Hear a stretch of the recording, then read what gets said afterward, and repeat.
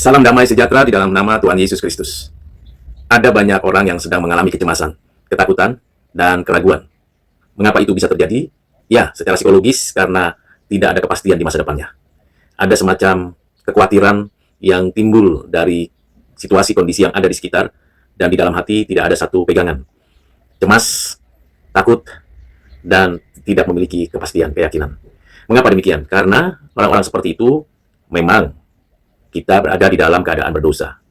Dampaknya pada diri secara psikologis bisa cemas, takut, khawatir, bimbang, ragu, dan sebagainya. Namun, itu terjadi pada diri orang yang tidak memiliki pegangan akar dasar yang teguh. Tidak ada tempat bergantung dan bersandar.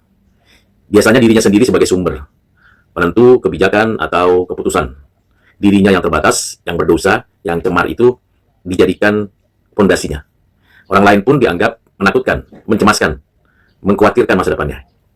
Karena itu orang-orang seperti ini bisa menimbulkan satu kondisi yang stres sampai kepada tingkat depresi. Mengapa bisa demikian?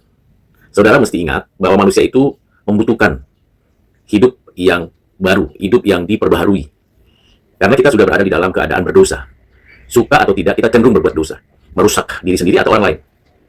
Kita tidak mampu total untuk berbuat baik secara konsisten, berbuat benar secara konsisten. Bahkan kita hanya sesekali berbuat, sudah bangga, sudah angkuh, sudah sombong. Saudara, saya hanya mengajak kita memikirkan ulang apakah kita memiliki kedekatan dengan pencipta kita, pemelihara hidup kita, bahkan penebus. Kalau saudara belum pernah mengerti tiga hal ini, perlu saudara gali temukan. Siapa penciptamu, mengapa saya masih ada dan dipelihara hidupnya, dan siapa yang menyelamatkan saya dari kondisi yang seperti ini dan keadaan yang seperti ini. Tuhan Yesus, di dalam salah satu pengajaran khotbahnya kepada murid-muridnya, di dalam Matius pasal yang 11 ayat 8 sampai 30, dituliskan, marilah kepadaku semua yang letih lesu dan berbeban berat. Karena dia bukan hanya menanggung dan menerima diri saudara dan saya, tapi dia mati menebus, dan dia bangkit memberi hidup, dan dia menyediakan tempat untuk kelegaan hidup kita. Bahkan dia senantiasa berdoa syafaat untuk kita.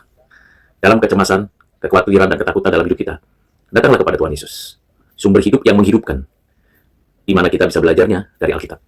Baca Alkitab bukan sebagai pengetahuan seperti pengetahuan yang ada di alam, tapi membacanya seperti Tuhan sedang berbicara kepada kita, sebagai refleksi dalam kehidupan kita. Kita bersyukur jikalau saya dan saudara bisa menikmati pengenalan akan Tuhan Yesus secara pribadi. Karena kecemasan, kekhawatiran, ketakutan kita hadapi dengan kekuatan dari Tuhan, bukan dari diri sendiri.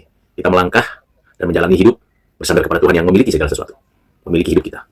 Kiranya saudara dan saya dapat kelegaan dan tidak khawatir, tidak cemas, tidak ragu menjalani hidup di bumi ini, sekarang dan nanti. Tuhan Yesus memberkati saudara. Amin.